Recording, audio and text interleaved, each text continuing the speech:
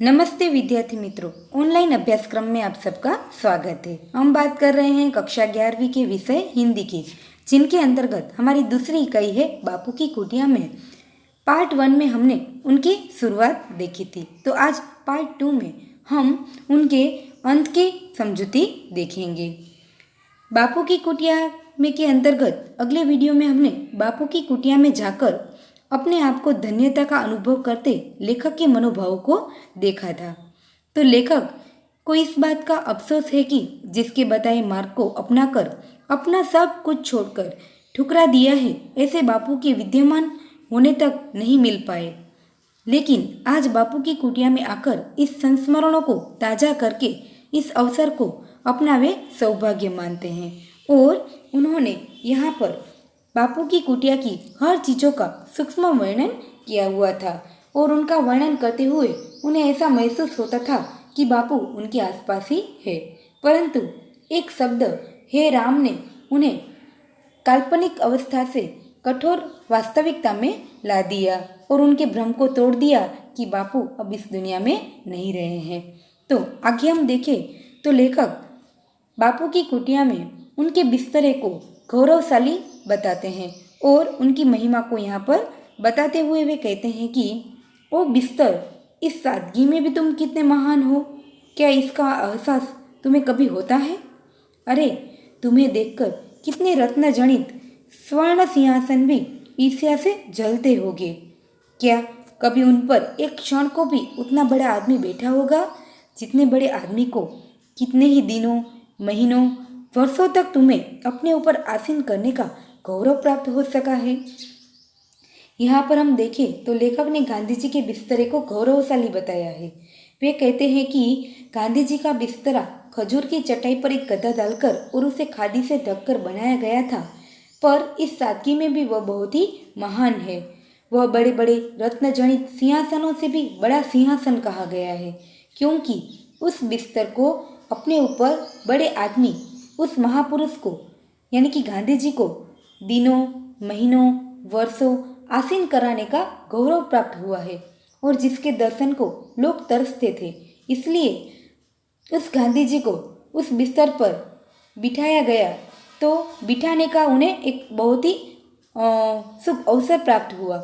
इसलिए लेखक ने गांधी जी के बिस्तरे को गौरवशाली बताया है और वे कहते हैं कि तुम्हें इस बात का कभी अंदाजा है कि कितने रत्न जनित स्वर्ण सिंहासन भी तुमसे जलते होंगे, क्योंकि क्या कभी उन पर भी एक क्षण को उतना बड़ा आदमी नहीं बैठा होगा जितने बड़े आदमी को कितने ही दिनों, महीनों, वर्षों तक तुम्हें अपने ऊपर आसीन कराने का गौरव प्राप्त हुआ है। इसलिए वे लेखक गांधी जी के बिस्तरे से बात करते हुए उन्हें कहते हैं कि तुम तो बहुत ही गौरवशाली हो कि तुम पर इतने बड़े आदमी को बिठाने का अवसर प्राप्त हुआ है। तो आगे वे यह जो बिस्तरा है उनको गौरवशाली बताते हुए कहते हैं कि यह गौरवशाली बिस्तरा जिसके सिरहाने यानी सिर रखने की जगह पर दीवार से सटी काठ की तख्ती है। आगे वे कुटिया में अन्य जितनी भी चीज़ें हैं उनका सूक्ष्म वर्णन करते हुए उनकी महिमा या तो उनकी विशेषता को बताते हुए कहते हैं कि जिसके सिरहाने दीवार से सटी काठ की एक तख्ती है यानी लकड़े की पट्टी है, जिसकी कठोरता को कम करने के लिए उतना ही बड़ा तकिया रखा गया है। थक जाने पर बापू उसी तकिए के सहारे बैठते थे। तो बिस्तरे के दाहिने बापू की कुछ आवश्यक वस्तुएं हैं जो आज भी वैसी की वैसी पड़ी हुई है। पत्तों का बना यह टोकरा जिसमें वे रद्दी कागज को डाल दिया करते थे, आज भी उनमें से कुछ ऐसे कागज और पत्र है जो वैसे के वैसे ही रखे हुए हैं। तो उसकी बगल में समीप यानी नज़दीक दीवार से सटा पीतल का थूकदान है जिसे बापू स्वयं ही साफ करा करते थे। यहाँ पर हम देखें तो बापू जितना सादगी को महत्व देते थे उतना ही साफ सफाई को भी वे महत्व देते थे। उन्होंने अपने जीवन में कई बार ऐसे प्रसंग का अनुभव किया है कि जहाँ पर उन्होंने लोगों को सादगी का महत्व समझाया हो। उन्होंने अपने जीवन में एक बार ऐसा हुआ था कि जब वे रेल यात्रा कर रहे थे तब कोई व्यक्ति बार बार ट्रेन में थूक रहा था, तो उन्होंने उससे कागज से भी साफ किया था और उस व्यक्ति को सब स्वच्छता का महत्व भी समझाया था। तो इस प्रकार हम कहें कि गांधी जी पहले से ही क्या करते थे, स्वच्छता को अधिक महत्व देते थे। और उन्होंने जो अपने कुटिया में पीतल का थूकदान रखा था उसे भी वे स्वयं साफ करा करते थे। तो कलमदान जिस पर अब भी उनकी लेखनी रखी हुई है, उनको भी लेखक यहाँ पर बताते हैं। यह जादू भरी लेखनी, इसने अपनी नोक से न जाने कितने लोगों के प्राणों को उद्वेलित किया हुआ है।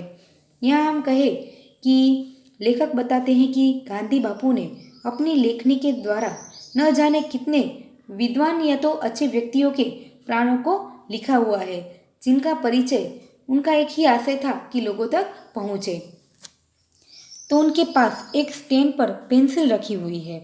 फिर आगे देखा तो यर्वदा चक्र, जिसके चक्कर से ही सारा भारत नाचने लगा। ठीक उसी तरह जिस तरह कृष्ण की बंसी से गोपियां नाचने लगी थी, अपने को भूलकर, कुल परिवार को भूलकर, सारे संसार को भूलकर। तो वे कहते हैं कि यहाँ पर हमने देखा कि यर्वदा जो चक्र है, बापू ने उसको अधिक महत्व दिया है। यर्वदा चक्र की आवाज़ से जिस तरह हमें यहाँ देखें कि कृष्ण की बंसी से जिस तरह गोपियाँ नाचने लगती है, उसी प्रकार भारत के सभी लोग यर्वदा चक्र की आवाज़ से नाचने लगे थे। यानी कि यर्वदा चक्र की आवाज़ से हमारे पूरे भारत की चेतना जो है वे जागृत हुई थी। उसी तरह जिस तरह कृष्ण की बंसी की आवाज़ सुनकर सारी गोपियाँ अपना सब कुछ भूलकर उन्हें मिलने पहुंच जाती है, उनके पास पहुंच जाती है, उनसे प्रभावित हो जाती है, उसी तरह इसी यर्वदा चक्र की आवाज़ से हमारे पूरे भारत की चेतना जागृत हुई थी। उन सभी लोगों के मन में, भारतवासी के मन में देश के प्रति एक नई चेतना जागृत हुई थी। तो आगे लेखक यहाँ पर इस यर्वदा चक्र की महिमा को भी महत्व बताते हैं, उनकी विशेषता बताते हैं। तो आगे वे कहते हैं कि उससे सटे कटाई के कुछ फूटकर सामान भी पड़े हुए थे। जहाँ यर्वदा चक्र था, उनके आसपास कटाई के भी कई साधन थे, जिसमें पुनी, तात आदि। फिर 3 खानों का एक छोटा सा सेल्फ था। लेखक कहते हैं कि गांधी बापू को पहचानने के लिए उनके इन सेल्फ को भी पहचानना, उनकी जानकारी प्राप्त करना बहुत ही बड़ी बात है। और उन सभी सेल्फों की जानकारी देते हुए आगे वे कहते हैं कि बापू को समझने के लिए इस छोटे से सेल्फ को भी भली भांति देखना होगा। इसमें बापू का सारा मानस संसार समाया हुआ है। सबसे पहले इसके ऊपर एक तख्ती पर टंगी बड़ी अच्छी लिखी लारिन की सूक्ति को पढ़िए, जिनका आशय यहाँ पर दिया गया है। लेखक जब बापू की कुटिया में अन्य चीज़ों के महत्व को समझाते हुए बात करते हैं, तो वहाँ पर उनके 3 सेल्फ को देखा और वे कहते हैं कि छोटे छोटे उनके सेल्फ को भली भांति देखना ही बहुत ही अच्छी बात है। तो साथ साथ वे कहते हैं कि उनमें ही बापू का संपूर्ण संसार समाया हुआ है। और आगे बात करते हुए कहते हैं कि सबसे पहले तो इसके ऊपर जो दफ्ती टंगी हुई है, उनमें कुछ सूक्ति लिखी हुई है, जिनका आशय यहाँ पर दिया गया है कि यदि सच्ची राह पर हो तो तुम्हें क्रोध करने की कोई ज़रूरत नहीं है। यदि तुम गलत राह पर हो तो फिर किस बिस्तर पर किस मुंह से आंख लाल पीली करोगे, यानी कि क्रोध को व्यक्त करोगे। यहाँ पर लेखक ने सच्ची या तो सत्यता के महत्व को समझाया है। वे कहते हैं कि सच्चाई मनुष्य की सबसे बड़ी ताकत होती है।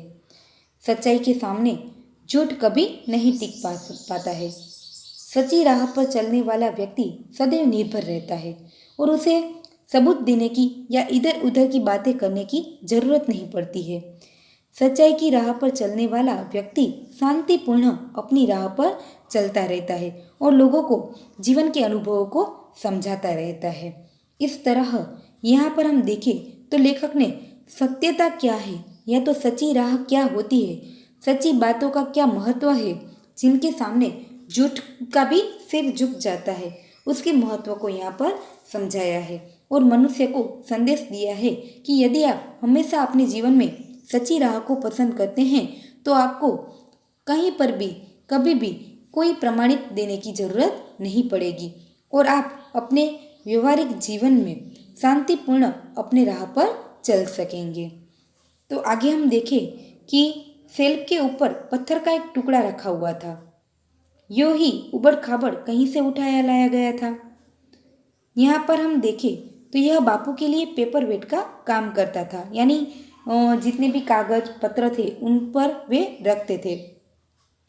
हम देखें तो बापू का यहाँ व्यर्थ वस्तु का भी उपयोग करने की कला जान पड़ती है। यहाँ हम देखें तो यह जो पत्थर है बिल्कुल व्यर्थ है, परंतु फिर भी बापू उनका किस तरह से अपने व्यवहार में उपयोग करते हैं और उनको महत्व देते हैं, इस बात को यहाँ समझाया गया है कि जीवन में कभी कभी कुछ व्यर्थ वस्तु भी हमारे लिए उतनी ही महत्वपूर्ण साबित होती है।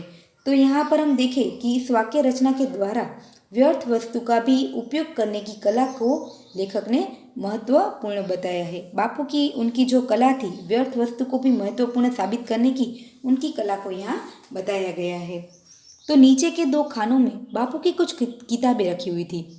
पहले खाने में कौन कौन सी किताबें थी, दूसरे खाने में कौन कौन सी किताबें थी, जो हमें प्रश्न के माध्यम से पूछी जाए तो यहाँ लिखा है कि पहले खाने में सार्थ गुजराती जोड़नी कोष था, द थिंकिंग क्रिश्चियनिटी, हजरत ईसा और ईसाई धर्म और श्रीमद् भगवद गीता, यानी कि कई ऐसे धर्म की पुस्तकें रखी हुई थी। तो दूसरे खाने में रामचरितमानस, श्री स्वास्थ्य वृत्ति, आश्रम भजनावली और गीता आणी गीताई आदि कई ऐसी पुस्तकें थी। दो खानों में जो धर्म से संबंधित कई पुस्तकें थी, स्वास्थ्य से संबंधित कई पुस्तकें रखी हुई थी, जिन्हें कभी न कभी बापू पढ़ा करते थे और उनके आधारित लोगों को शिक्षा दिया करते थे। तो किताबों के खानों के आगे एक एल्यूमिनियम का डिब्बा रखा हुआ था, जिसमें सूत आदि की सभी चीज़ें रखी हुई थी, जो वे चक्र के आधारित कापड़ को काटते रहते थे या तो बुनते रहते थे, जिनकी सारी सामग्री उस वहाँ पर एल्यूमिनियम के डिब्बे में रखी हुई थी। फिर वे तीन सुप्रसिद्ध बंदर जिन्होंने इस इतिहास में स्थान पा लिया है, उनको देखते हैं। लगता है वे तीनों बंदर इस सुने वातावरण से अब घबरा उठे हैं। बापू के न रहने की वजह से वे घबरा उठे हैं। और हम देखें तो जैसे एक ने बापू की मृत्यु की खबर सुनकर अपने सदा के लिए कान बंद कर दिए हैं, एक ने अपनी आंखों को तहेलियों से छिपाकर रो रहा है और अपने मुंह पर हाथ रखकर कह रहा है कि अरे अब हम तुम क्या बोलेंगे। जिसे बोलना था वह तो इस कुटिया को, इस बिस्तरे को खाली करके सदा के लिए यहाँ से चला गया है। हम देखें तो लेखक कहते हैं कि यहाँ पर उनके तीनों बंदर इशारे से कुछ न कुछ बात कर रहे हैं और वे कहते हैं कि इसके अलावा बापू के तीन बंदर बताते हैं कि जिन्होंने बापू की मृत्यु की खबर सुनकर सदा के लिए अपने कान को बंद कर दिया है, अपनी आंखें और अपना मुंह सदा के लिए बंद कर लिए हैं, और वे कहते हैं कि जो कुछ बोलना था वे बोलने वाले व्यक्ति तो अब इस दुनिया में नहीं रहे हैं, तो तुम और मैं हम सब कुछ किसको क्या बताएंगे। इसलिए सदा के लिए उन्होंने अपने आँख, कान और जबान को बंद कर लिया है। तो आगे हम देखें तो अन्य छोटी छोटी वस्तुओं के साथ कई ऐसी चीज़ें पड़ी हुई हैं जिनका महत्व अपने आप में अधिक है। आगे लिखा हुआ है कि तीन बंदरों की बगल में चिकने पत्थर का एक खुशनुमा टुकड़ा जिस पर लिखा है प्रेम ही भगवान है। फिर एक चित्रकार की हुई डिबिया जिसमें 2-3 फुट का चीज़ें पड़ी हुई है। यहाँ पर लिखा है कि जहाँ तीनों बंदर थे उनकी बगल में उनके नज़दीक एक चिकने पत्थर का टुकड़ा था जो बहुत ही सुंदर था, खुशनुमा था, और जिन पर लिखा हुआ था कि प्रेम ही क्या है, भगवान है। यदि आप भगवान को प्राप्त करना चाहते हैं तो आपको लोगों के प्रति स्नेहपूर्ण व्यवहार करना चाहिए, तो उसी स्नेहपूर्ण व्यवहार से आपको भगवान की प्राप्ति हो सकती है। फिर एक चित्रकारी की हुई छोटी सी डिबिया थी जिनमें भी कहीं कुछ चीज़ें भरी हुई थी।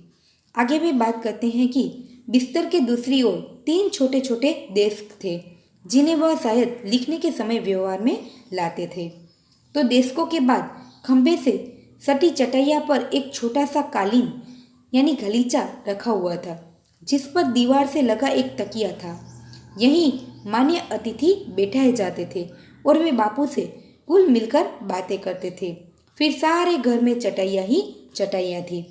लेखक कहते हैं कि अन्य छोटी छोटी वस्तुओं के साथ चटाइयाँ है बिछी हुई है। छोटा सा कालीन जिस पर अतिथि बैठते थे। सारे घर में चटाइयाँ ही चटाइयाँ नजर आती थी, जिन पर बापू की कुटिया में आने वाले देश विदेश से उन्हें मिलने वाले कई लोग थे, जो उस चटाई पर विराजमान होते थे और बापू के साथ अपने विचारों पर चर्चा करते थे। उनके साथ उनकी बातों में घुल मिल जाया करते थे। आगे लिखा है कि इन्हीं चटाइयों पर देश विदेश के बड़े बड़े व्यक्ति बैठते और बापू के मुख से निकले वचनामृत का पान करते थे, यानी उनके मुख से निकले वचन रूपी अमृत बातों का पान करते थे। बापू अपने चक्र को घुमाते हुए उनसे बात करते थे। यो काम के साथ बात को मिलाकर मानो हमें सदा यही चेतावनी देते थे कि देखो, तुम अपना समय बर्बाद मत करो। तुम्हारे बातें भी तुम्हारे चक्र को कभी नहीं रोक सकेगी। यहाँ पर बापू का कहने का एक संदेश यह है कि आप जिस कार्य में लगे हुए हैं, किसी के साथ बात करते समय भी या तो अन्य कार्य करते समय भी अपने मन को एकाग्र रखो। जिस कार्य को करते हो उस कार्य में अपने मन को एकाग्र रखो। अन्य कोई भी बात या तो अन्य कोई परिस्थिति आपके कार्य को रोक नहीं पाएगी। इसी वजह से वे कहते हैं कि हमें हमारे जीवन में समय के महत्व को हमेशा समझना चाहिए, समय का सदुपयोग करना चाहिए और सही समय की पहचान ही हमें एक न एक दिन सफलता दिलाती है। जिस कार्य में हम एकाग्रता पूर्वक कार्य करते रहेंगे तो अन्य बातों का उन पर ज़्यादा असर नहीं होगा। बातें भी होती जाएगी, आपका कार्य भी नहीं रुकेगा। अन्य बातें आपके कार्य में किसी भी तरह से बाधारूप नहीं बनेगी यदि आप अपने कार्य में एकाग्रता पूर्ण रहेंगे और अपने समय को महत्व देंगे। तो इस तरह उन्होंने हमें संदेश दिया है कि अब अपने जीवन में हमेशा अपने समय को पहचानो, उस अवसर को पहचानो और उन पर अपने मन को लगा दो, तो फिर सफलता आपके सामने कभी न कभी आने ही वाली है। आगे वे कहते हैं कि जिन चटाइयों पर कभी नेहरू, राजेंद्र प्रसाद, पटेल के समान देश के बड़े से बड़े लोग और संसार के बड़े से बड़े राजनीतिज्ञ, पत्रकार, साहित्यिक बैठते थे, उन पर आज इस दोपहरिया में अकेला मैं बैठा हूँ। इस बात की कल्पना भी मुझे भावमुग्ध कर रही है। हम देखें तो बापू की कुटिया में लेखक अपने आप को क्यों गौरवशाली महसूस करते हैं, या तो किस बात की कल्पना लेखक को भावमुग्ध कर देती है। तो लेखक कुटी में बापू के कमरे में अनेक चटाइयाँ पड़ी देखते हैं। बापू से मिलने के लिए देश विदेश के कई लोग वहाँ आते थे और उन पर बैठते थे, उनकी अमृतवाणी सुनते थे। लेखक सोचता है कि इन्हीं चटाइयों पर कभी जवाहरलाल नेहरू, राजेंद्र प्रसाद, सरदार पटेल जैसे देश के बड़े बड़े नेता बैठे होंगे। इनके अतिरिक्त संसार के बड़े से बड़े राजनीतिज्ञ, पत्रकार, साहित्यकार भी बैठे होंगे। उन्होंने भी बापू से बातचीत की होगी, परंतु आज उन्हीं पर लेखक अकेला बैठा है। इसी बात को वे अपने आप को सौभाग्यशाली मानते हैं और इसी कल्पना लेखक को भावमुग्ध कर देती है। वे अपने मन को मनाते हैं कि कई ऐसे समय पहले ऐसे बड़े बड़े लोग इस बिस्तर पर बैठते थे। आज मुझे इतनी नज़दीक से इस बिस्तर के साथ बैठने का सुअवसर प्राप्त हुआ है। जहाँ पर बैठकर बापू लोगों को अपनी अमृतवाणी सुनाते थे, उसी बिस्तर पर, उसी चटाइयों पर बैठने का जो मुझे सुअवसर प्राप्त हुआ है, वही मेरे मन को भावमुग्ध कर देते हैं और मैं अपने आप को धन्य मानता हूँ। आगे वे बताते हैं कि इन चटाइयों के ऊपर एक दफ्ती है, पर वह क्या लिखा हुआ है, टंगा है, उसे हम पढ़े तो झूठ शब्दों में निहित नहीं है, छल करने में है। वे झूठी बातों को बताते हुए कहते हैं कि यदि आप किसी के साथ छल कपट करते हैं तो वे आपके बोले गए झूठ से भी काफ़ी बुरी बात है। चुप्पी साध कर भी झूठ बोला जा सकता है, दोहरे अर्थ वाले शब्दों के प्रयोग से भी, या तो किसी शब्दांश पर जोर देकर भी, आँख के संकेत के इशारों से भी, और किसी वाक्य को विशेष महत्व देकर भी झूठ का प्रयोग किया जा सकता है। वस्तुतः इस प्रकार का मिथ्या प्रयोग साफ शब्दों में बोले गए झूठ की अपेक्षा कई गुना बुरा होता है। लेखक यहाँ पर लोगों के प्रति किए गए छल कपट को बुरा मानते हैं और बताते हैं कि यदि आप अपने जीवन में किसी का विश्वास पाना चाहते हैं तो उनके साथ कभी छल कपट मत कीजिए, उन्हें कभी धोखा मत दीजिए। झूठ किसी भी तरह से बोला जा सकता है, दोहरे अर्थ वाले शब्दों के द्वारा भी बोला जा सकता है, चुप्पी साध कर भी बोला जा सकता है, कुछ संकेतों के इशारे से भी बोला जा सकता है, परंतु ये सभी मिथ व्यर्थ प्रयत्न है। छल कपट करना बोले गए झूठ के शब्दों से भी अधिक बुरा माना गया है, इसलिए हमें हमारे व्यवहार में ऐसी चीज़ों से दूर रहना है। लोगों के साथ छल कपट ना करके उन्हें सहारा देना है, उनके साथ अच्छा व्यवहार करना है। इसी प्रकार उन्होंने यहाँ छल कपट को बुरा बताया है। तो आगे हम कहें कि यहाँ पर सत्य की राह को भी बताया है। गांधी जी ने हरिश्चंद्र का एक नाटक देखा था, जिनकी असर उन पर पड़ी थी, और अपने जीवन में भी उन्होंने उसी असर के आधारित हमेशा सत्य का मार्ग अपनाया है। वे कहते हैं कि मैंने जब अपने जीवन में एक ऐसा नाटक देखा जिनका प्रभाव मेरे मन पर काफ़ी गहरा पड़ा था, उसमें उन्होंने सत्य की महत्व को देखा, सत्य की सच्चाई को जाना, जिस वजह से फिर अपने जीवन में वे हमेशा सत्य का ही मार्ग अपनाते रहे। इस बात को भी उन्होंने यहाँ समझाया है कि सत्य की महिमा अधिक शक्तिशाली है, जो झूठ से भी कहीं अधिक बलवान है। झूठ बोलकर आप लोगों के साथ छल कपट करके उन्हें धोखा दे सकते हैं, परंतु छल कपट के बजाय बोले गए झूठ के शब्द भी अधिक महत्वपूर्ण होते हैं, वे भी अधिक अच्छे होते हैं। इसलिए हमें ऐसा कोई वर्तन नहीं करना चाहिए जिनसे दूसरों को दुख पहुँचे, कष्ट पहुँचे। और यहाँ हम देखें तो जीवन में सत्य की राह को पहचानने की बात बताई गई है। आगे हम देखें तो बापू की इस कुटिया में कुल 3 भाग है। यहाँ पर कई ऐसे शुद्ध और पवित्र विचारों को बताते हुए आगे वे कुटिया के 3 भागों की बात करते हैं कि यह जो बापू की कुटिया है उनमें उन्हें कुल 3 भागों में बांटा गया है। जहाँ हम देखें तो एक भाग यह है जहाँ मैं बैठा हूँ, यहीं कभी बापू रहते थे। लेखक जिस कुटिया में बैठे हैं, गांधी बापू की जो अपने जीवन में उपयोग करते थे, उन सभी चीज़ों को देखते हैं, उनकी बात करते हैं। वे उनका एक भाग है जहाँ बापू हमेशा रहते थे। इसके बगल में मध्य भाग में एक कोठरी है, जिसमें एक चौकी पर एक बिस्तरा सिमटा रखा हुआ है। इस कोठरी में अंतिम दिनों में बापू की सेवा के लिए राजकुमारी अमृता को रहती थी और उनकी सेवा करती थी। तो इसके तीसरे भाग में बापू का स्नानागार है, जहाँ पर हम देखें तो कितनी सफाई है, कैसी स्वच्छता है। बापू अपने कमोड को अपने हाथों कैसा साफ रखते थे। उसकी सफाई के लिए लकड़ी का एक ब्रुश रखा था, फिनाइल की शीशियाँ थी, कमाड़ के आगे कमरे में पानी की बाल्टियाँ थी, लोटे के हंडे आदि सभी चीज़ें वहाँ पर सुरक्षित और स्वच्छता के रूप में रखी हुई थी। तो इस भाग के 2 हिस्से हैं। एक में शौच और स्नान के सामान रखे हुए हैं, तो दूसरे में एक चौकी है, कुछ तख्ते हैं। बापू के शरीर पर यहीं तेल की मालिश की जाती थी। यहाँ हम देखें तो लेखक ने बापू की कुटिया के कुल 3 भाग थे, जिसमें बापू किस तरह अपना जीवन व्यतीत करते थे उनको यहाँ समझाया गया है। तो बापू की कुटिया की एक एक वस्तु को अपलक दृष्टि से देख रहा हूँ और लिख रहा हूँ। बांस और लकड़ी की बनाई हुई यह कुटिया, ऊपर खपरेल यानी नारियल के पत्ते से बना यह उनका छत, दीवारें बांस की फटियों की है, जिन पर चटाइयाँ लगाकर ऊपर से मिट्टी के पोत दिए गए हैं। कहीं भी चूना या किसी रंग का प्रयोग नहीं किया गया है। दरवाजे और खिड़कियाँ काफ़ी है, हवा और रोशनी की कहीं कमी नज़र नहीं आती है। लेखक कहते हैं कि आज मैं इस बापू की कुटिया में बैठा हूँ तो देखता हूँ कि कितनी सादगी है, कितनी शांति है। फिर भी बापू की कुटिया में आकर लेखक को ऐसा लगता है कि मेरा जीवन धन्य हो गया। मेरा यह सौभाग्य है कि मुझे इतने समय तक यहाँ बैठने का अवसर प्राप्त हुआ।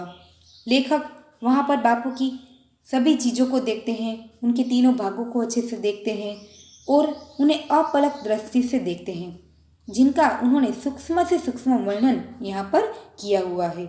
और वे कहते हैं कि बापू की यह सादगीपूर्ण कुटिया में भी मुझे शांति का एहसास होता है, जहाँ पर संपूर्ण सादगी छाई हुई है, जो गांधी बापू के सादगीपूर्ण व्यवहार को भी सूचित करती है कि वे अपने जीवन में हमेशा सादगीपूर्ण रहे और लोगों के बारे में सोचते रहे, लोगों के बारे में कार्य करते रहे, उन्हें अपने ओर से मदद करते रहे। और उनकी जो कुटिया है वह वहाँ पर कई ऐसी खिड़कियाँ हैं, कई ऐसे द्वार हैं जिनकी वजह से हवा हमेशा लगी रहती है और आने वाले लोगों को शांतिपूर्ण माहौल प्रदान करती है। तो विद्यार्थी मित्रों, यहाँ पर हमने पूरे गद्य की समझौती को देखा है, जिसमें लेखक ने बापू की कुटिया की हर चीज़ों का बहुत ही अच्छी तरह से वर्णन किया है। बापू जिस तरह से वहाँ रहते थे, लोगों की मदद करते थे, अपना पूरा जीवन सादगीपूर्ण और शांतिपूर्ण जिस तरह व्यतीत करते थे, उन सभी बातों का लेखक ने यहाँ सूक्ष्मपूर्ण वर्णन किया हुआ है। और वे कहते हैं कि उनके रहते मैं उन्हें कभी न मिल पाया, उनका तो मुझे दुख था ही, परंतु आज उनकी कुटिया में आकर उनके तीनों भागों को देखकर, वहाँ की सादगीपूर्ण वातावरण को देखकर, शांति का माहौल देखकर मैं अपने आप को धन्य धन्य पा रहा हूँ और इस धन्यता की वजह से मैं मन ही मन भावमुग्ध हो रहा हूँ। इन सभी बातों को समझते हुए हम कह सकते हैं कि गांधी बापू के जीवन और व्यवहार की लेखक पर गहरी असर हुई थी और यही असर उनके प्रति उनके भावात्मक एकता को बनाए रखते हैं, जो हम इस गद्य के माध्यम से समझते हैं। तो विद्यार्थी मित्रों, पूरा गद्य यहाँ समाप्त होता है। उनके स्वाध्याय में कई शब्दार्थ और स्वाध्याय में कई ऐसे प्रश्न दिए गए हैं जो हमें इस गद्य की समझौती के आधारित लिखने हैं। आप क्या करेंगे, अपनी नोटबुक में यहाँ आपको जितने प्रश्न लिखने के लिए दिए जाए उनको आप अपनी नोटबुक में अच्छे अक्षरों से लिखेंगे और यदि एक बार चाहे तो पूरा पाठ पढ़कर भी इनकी समझौती समझ सकते हैं। नमस्ते विद्यार्थी मित्रों, थैंक यू।